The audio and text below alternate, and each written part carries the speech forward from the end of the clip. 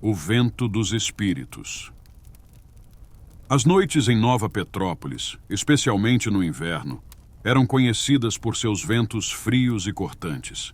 Mas aquele vento que começou a soprar semanas antes do aniversário de fundação da cidade era diferente. Mais gelado, mais sombrio.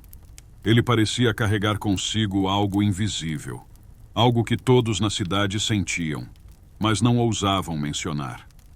Quando o vento soprava pelas ruas, arranhava janelas e portas, e até os animais recuavam, como se pressentissem uma presença antiga e perturbadora.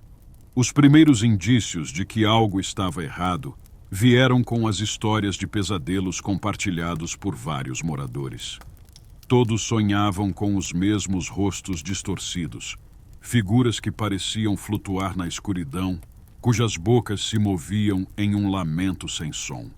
Eles pareciam sofrer, mas também buscar algo ou alguém. Não demorou para que os mais velhos começassem a lembrar de lendas antigas, histórias que sempre foram contadas como boatos, mas que, de repente, pareciam ganhar uma nova relevância. Esses espíritos, diziam os antigos moradores, eram de colonos que haviam sido traídos durante os primeiros anos de Nova Petrópolis. Vítimas de promessas quebradas e pactos desfeitos, morreram de forma cruel, seus corpos nunca encontrados.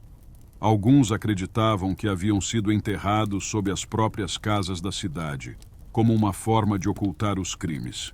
A verdade se perdeu no tempo, mas o vento, o mesmo vento gelado e inquieto, parecia despertar essas almas para buscarem justiça. A cada noite que passava, o vento ficava mais forte, quase uma tempestade de gemidos e sussurros que ninguém conseguia ignorar. Árvores eram arrancadas pela raiz, como se mãos invisíveis as puxassem do solo.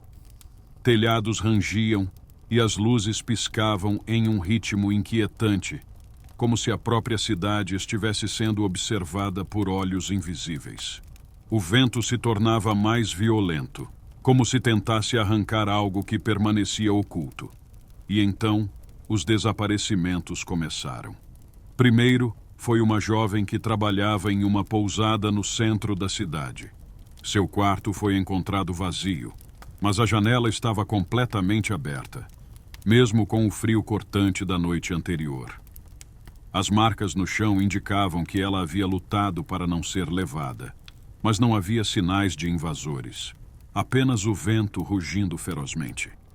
Dias depois, um homem foi encontrado em estado de choque perto da praça principal. Ele estava em completo transe, incapaz de falar, seus olhos fixos no vazio. Ao seu redor, o vento parecia sussurrar nomes que ninguém mais podia entender. Os mais supersticiosos sabiam que o tempo estava se esgotando.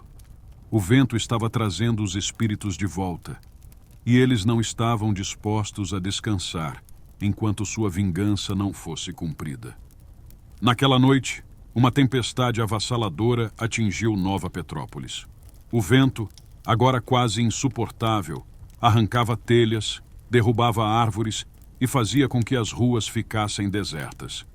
Os poucos que ousaram sair de suas casas testemunharam o impossível.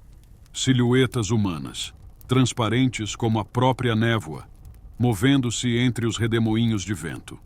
Seus rostos, contorcidos de dor e raiva, revelavam a longa agonia que carregavam. Essas figuras espectrais não atacavam diretamente, mas onde quer que passassem, deixavam um rastro de destruição. Portas se abriam sozinhas, janelas quebravam, e o chão da cidade tremia. Estava claro que os antigos moradores, mortos injustamente, estavam voltando para reclamar a cidade que lhes foi tirada em vida. Eles procuravam algo, ou alguém, que pudesse revelar a verdade sobre suas mortes. Mas a verdade era sombria demais para ser enfrentada. Quando a última rajada de vento soprou naquela noite, o silêncio que se seguiu foi mais aterrorizante do que o vento. As figuras haviam desaparecido, mas Nova Petrópolis estava marcada para sempre. Algumas casas foram encontradas completamente destruídas, suas fundações expostas, como se algo subterrâneo tivesse sido revelado e levado. Os espíritos não haviam encontrado paz, e o vento, embora tivesse cessado temporariamente, prometia voltar. Para Nova Petrópolis, a tranquilidade havia se tornado uma lembrança distante, e o vento dos espíritos continuaria a soprar, trazendo consigo o eco da vingança não realizada.